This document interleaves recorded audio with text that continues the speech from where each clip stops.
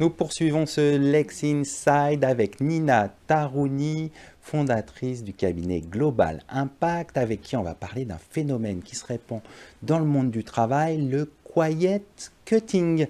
Nina, bonjour. Bonjour Arnaud. Qu'est-ce que le quiet cutting et comment se manifeste-t-il en entreprise ? Bien, en fait, il s'agit de pratiques déloyales visant à écarter le salarié de l'entreprise.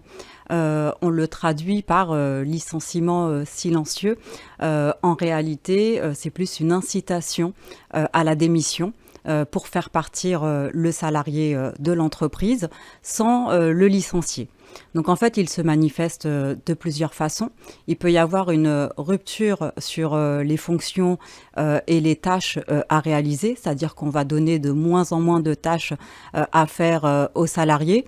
Et ça peut aussi se manifester par une coupure du collectif de travail, soit par des consignes qui sont données par le manager ou par l'employeur de ne plus communiquer avec les salariés, soit ça se fait d'une manière un peu plus insidieuse dans la mesure où on voit que le vent a tourné pour le collègue, on ne veut pas être le suivant et du coup on va s'écarter petit à petit de ce salarié qui est visé par ces pratiques déloyales et il va se retrouver isolé en fait de son collectif de travail et de ses fonctions. Est-ce qu'en quelque sorte, on peut résumer par une mise au placard ? Oui, c'est ça. En fait, petit à petit, le salarié se retrouve mis au placard. Alors, ça peut être fait de manière brutale, donc du jour au lendemain, ou alors de manière un peu plus insidieuse, où ça va être un peu plus diffus dans le temps. Et petit à petit, le salarié va se retrouver coupé de ses fonctions et de son collectif de travail. Alors venons-en maintenant aux motivations de l'employeur pour utiliser ces pratiques. Qu'est-ce qui pousse les employeurs à utiliser une pratique telle que le quiet cutting ? Eh bien, en fait, l'entreprise ne souhaite pas licencier le salarié parce que le licenciement a un coût, même si aujourd'hui, on a le barème Macron qui permet justement d'évaluer ce coût, mais parfois il reste trop important pour l'entreprise. Et donc, l'entreprise souhaite se débarrasser du salarié en le coupant de ses fonctions, de son collectif, de façon à ce qu'il prenne lui-même la décision de démissionner de l'entreprise.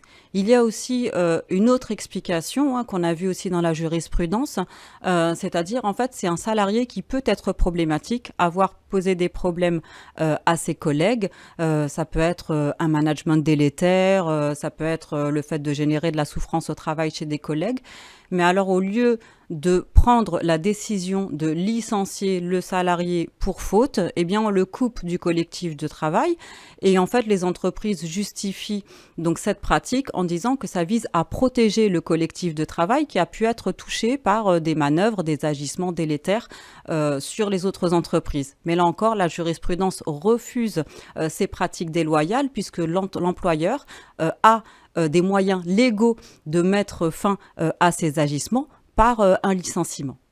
Alors quels sont les risques juridiques justement pour l'employeur qui userait de ces pratiques de quiet cutting, par exemple, pour ne pas licencier ?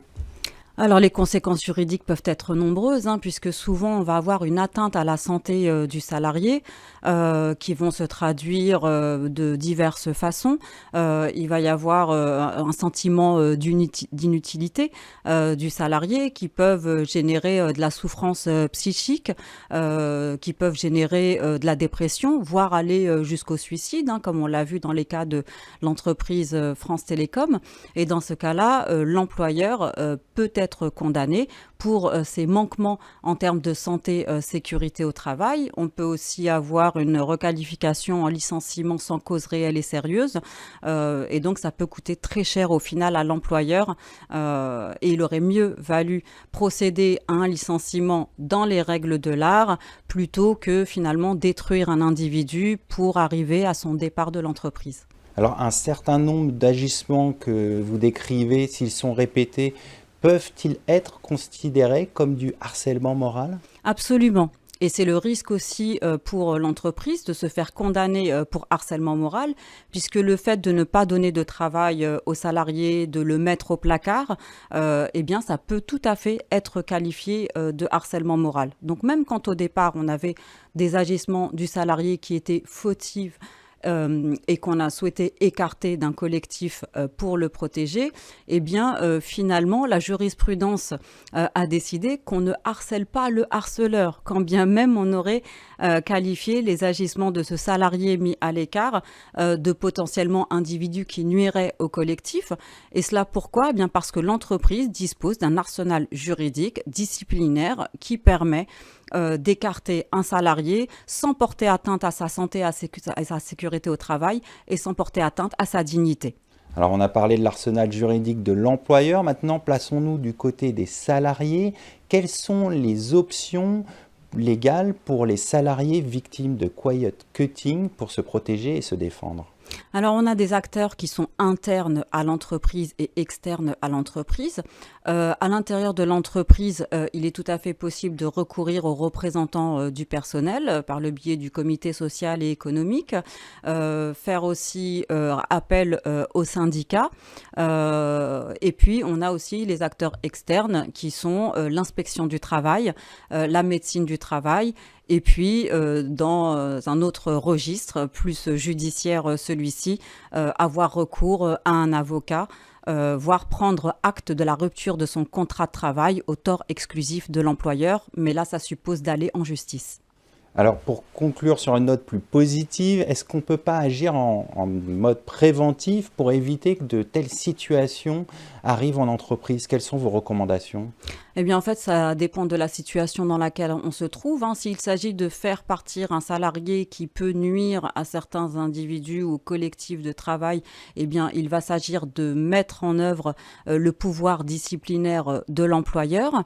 Et puis, si on a d'autres motifs pour par exemple insuffisance professionnelle ou autre, eh bien, il va falloir utiliser les voies légales qui sont ceux du licenciement, bien entendu, en prenant en compte le fait que les insuffisances professionnelles ou le fait que le salarié ne performe plus autant qu'avant dans l'exercice de ses fonctions peuvent aussi provenir de l'exposition à des risques psychosociaux.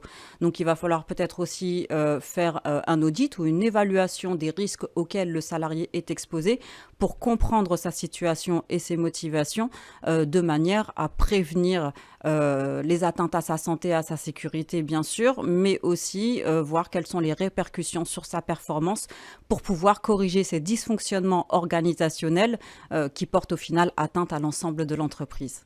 On va conclure là-dessus. Merci d'être venu sur notre plateau. Merci pour votre invitation.